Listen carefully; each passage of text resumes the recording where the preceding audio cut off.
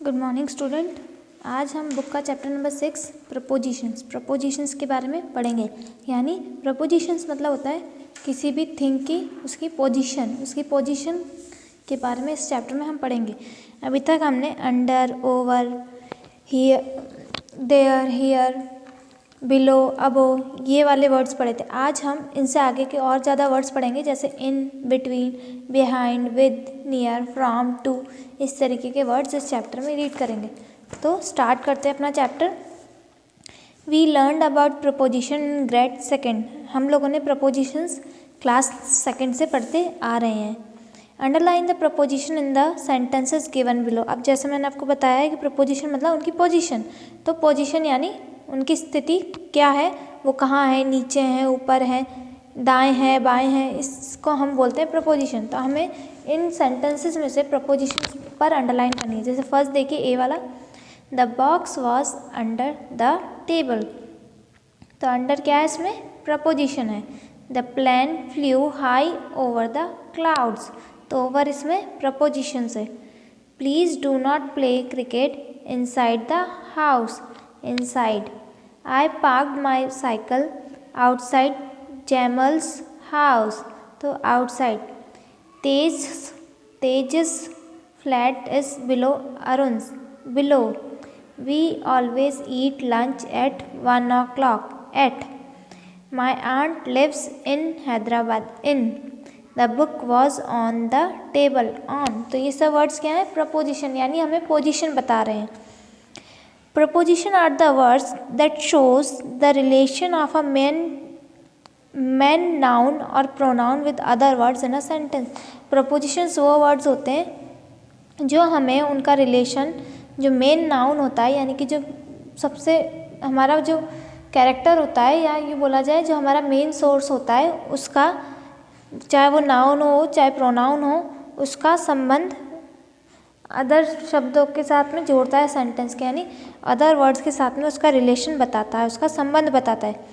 They answer the question where और when. ये questions देते हैं, ये क्वेश्चंस के आंसर्स देते हैं जो वेयर और व्हेन से आते हैं। In this chapter we will learn about some more preposition. अब जैसे मैंने आपको स्टार्टिंग में बोला था कि हम इस चैप्टर में और भी ज़्यादा प्रपोजिशंस के बारे में पढ़ेंगे। Read the following sentences. अब देखिए नीचे आपको कुछ सेंटेंसेस दे रखे हैं, हम वही रीड करेंगे। Shiv sat between his mother and aunt. There is a lake behind my house. The train will leave from platform 1। This bus is going to Delhi. Their house is near the river. Sandhya lives with her aunt. The words in red in the above sentences are prepositions.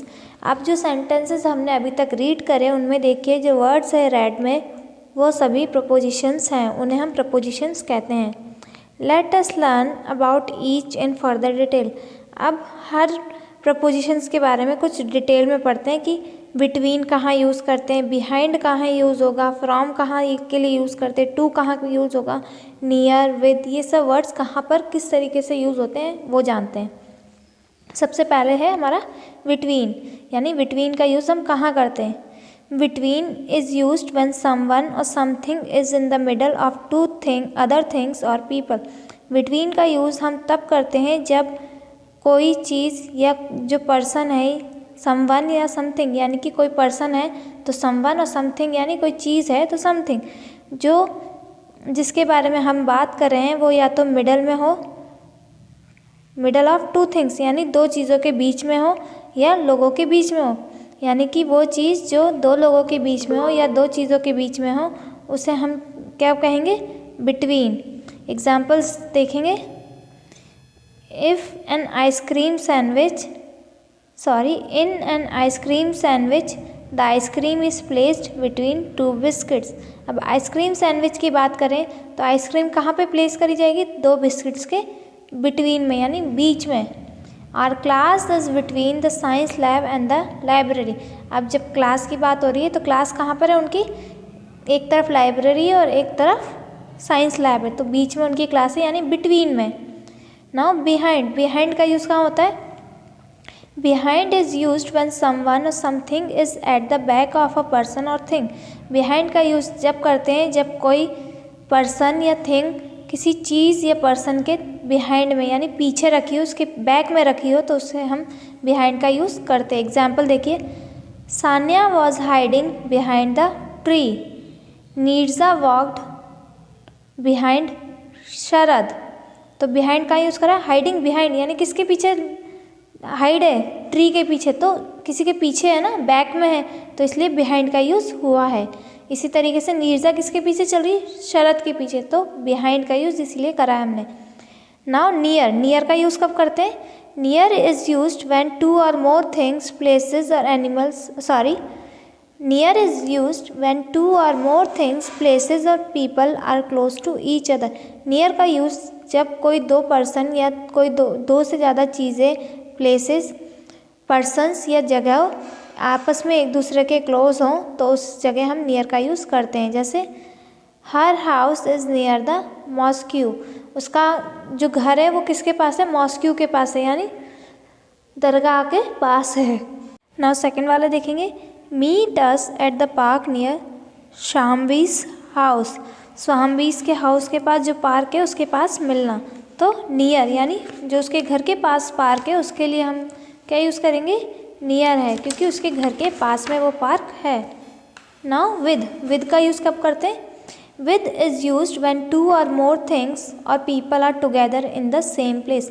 With का use हम दो या दो से अधिक लोगों के लिए, चीज़ों के लिए करते हैं जब वो दोनों एक ही जगह पर होते हैं। जैसे I am with my friend, तो मैं अपने फ्रेंड के साथ कहूँ, I am with my friend at Kota, तो मैं मेरे फ्रेंड के साथ हूँ, यानी दोनों हम साथ में कहाँ पर है, कोटा, यानी एक ही जगह पे है, दोनों साथ में, इसलिए विद का यूज़ हुआ है। एग्जाम्पल देखिए, I want chutney with my dosas, मुझे चटनी चाहिए मेरे डोसाज के साथ में। Prableen went with Avneesh to meet the principal, यानी प्रबलिन और अवनीश दोनों गए हैं, एक साथ गए हैं, तो विद का यूज़ करा है हमने। नाउ फ्रॉम का यूज़ कहाँ से करते हैं, from is use to state the point at which something or someone starts or originate. From का यूज़ हम उस जगह के लिए करते हैं जहाँ से वो चीज़ या थिंग या तो चल रही है या ऑरिजिनेट हुई है। It can also be use to state the distance between one place and another. हम दो जगहों के बीच में जो डिस्टेंस होती है उस जगह के डिस्टेंस को भी बताने के लिए फ्रॉम का यूज़ करते हैं। एग्जाम्पल देखिए, let us start walking from here, from यानी इस जगह से हम चलना स्टार्ट करते हैं, तो फ्रॉम का यूज़ हुआ है।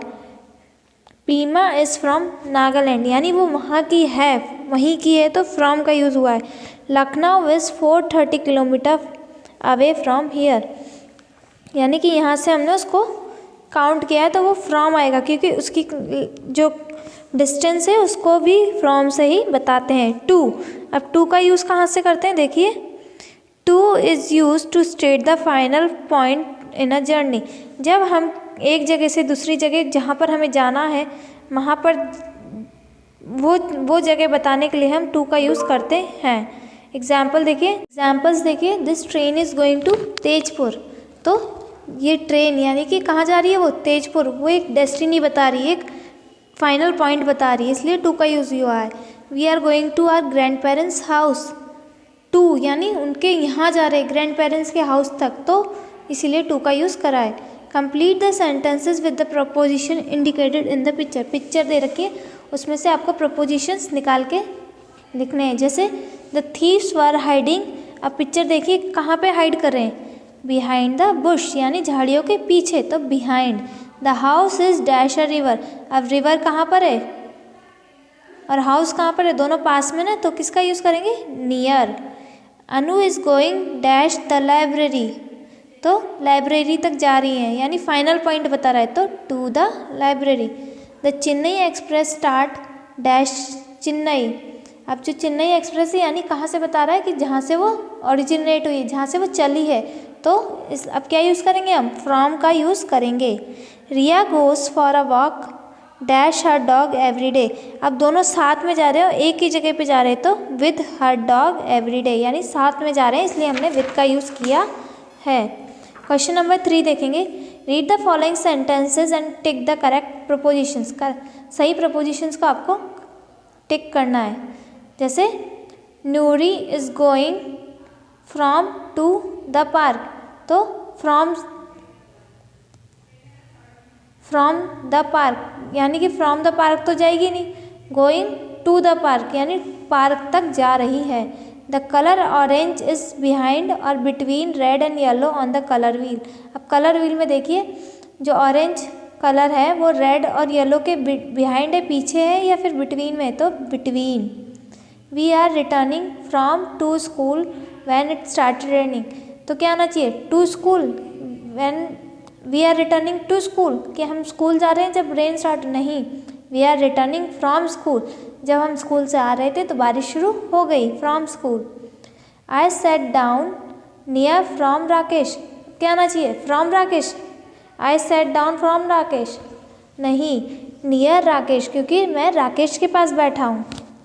Late us go with or behind Naina to the party, with मतलब उसके साथ या बिहाइंड मतलब पीछे, तो क्या होगा let us go with Naina to the party, मैं नैना के साथ पार्टी में जाऊंगा।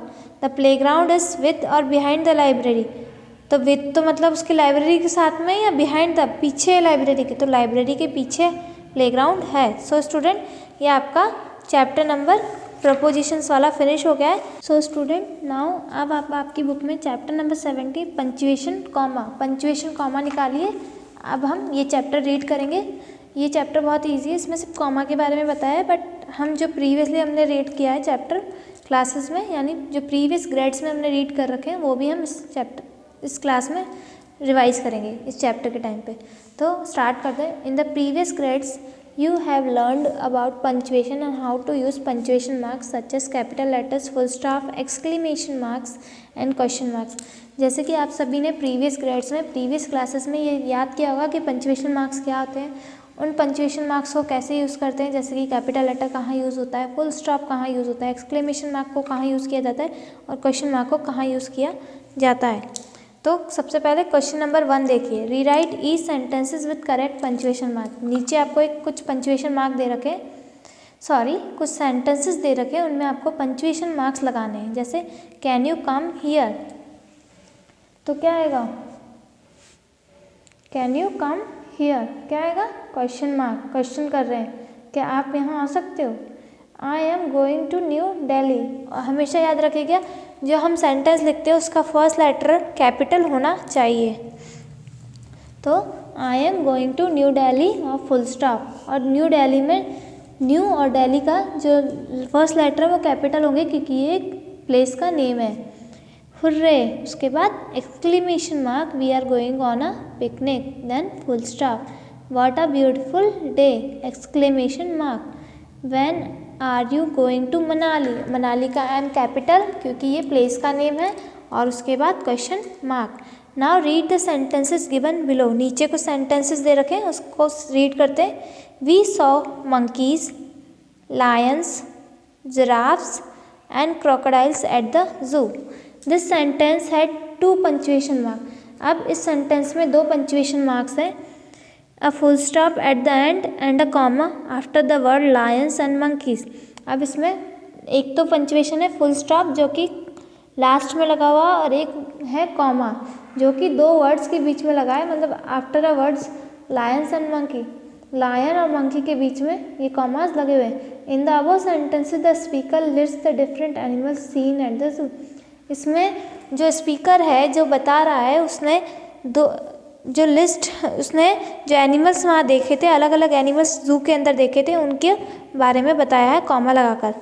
The punctuation mark which is use to separate word in a list is called a comma. अब वो पंचुएशन मार्क जो किसी 2 वर्ड्स को अलग सेपरेट करता है या ना अलग अलग करता है, उस वर्ड को हम कहते हैं कॉमा। यानी कौन सा पंचुएशन मार्क है ये, कॉमा। एग्जाम्पल्स देखिए। He has a book, a pencil, an eraser and a ruler. The children love to eat mangoes, apples and oranges. Did you see the green, blue and purple bubbles? You may have seen commas being used in poems even when no list is being used. Commas are also used in poem to indicate a pause. आपने कई बार देखा होगा जो poems हम read करते हैं उनमें भी कॉमास लगे होते हैं, जबकि वहाँ कोई भी ऐसे वर्ड्स नहीं होते जो सेपरेट करने पड़े, फिर भी वहाँ कॉमा यूज़ करते हैं.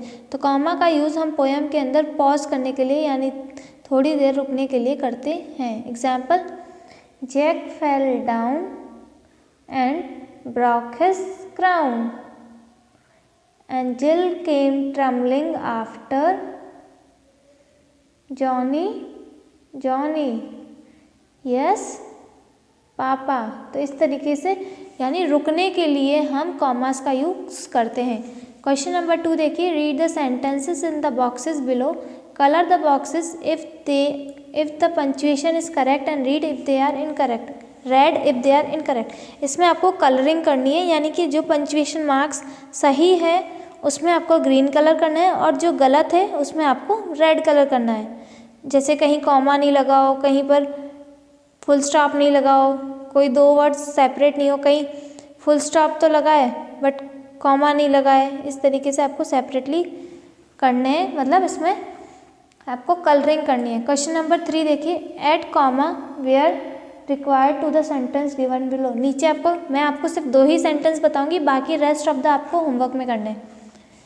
इसमें आपको सेंटेंस दे रखे हैं, हर सेंटेंस में कहीं ना कहीं कॉमा लगेगा, तो जहाँ कॉमा लगेगा वहाँ आपको कॉमा लगाना है. जैसे फर्स्ट वाला देखिए, ऋतु. आपकी बुक्स में देखिएगा वहाँ कॉमा नहीं होगा, मैंने कॉमा लगा के तब आपको पढ़ा रही हूँ. Ritu, Richa, Sukanya went to watch a film yesterday. तो ऋतु और ऋचा के बीच में क्या लगेगा? कॉमा लगेगा. देखिए RITU, ऋतु के बाद में एक लाइन खींच कॉमा लगाइए. इसी तरीके से सेकंड वाला देखिए. He has a blue, a green and a red handkerchief. तो अ ब्लू, ABLUE, ब्लू के बाद में कॉमा लगाया है और उसके बाद में फिर रेस्ट ऑफ द सेंटेंस सही है.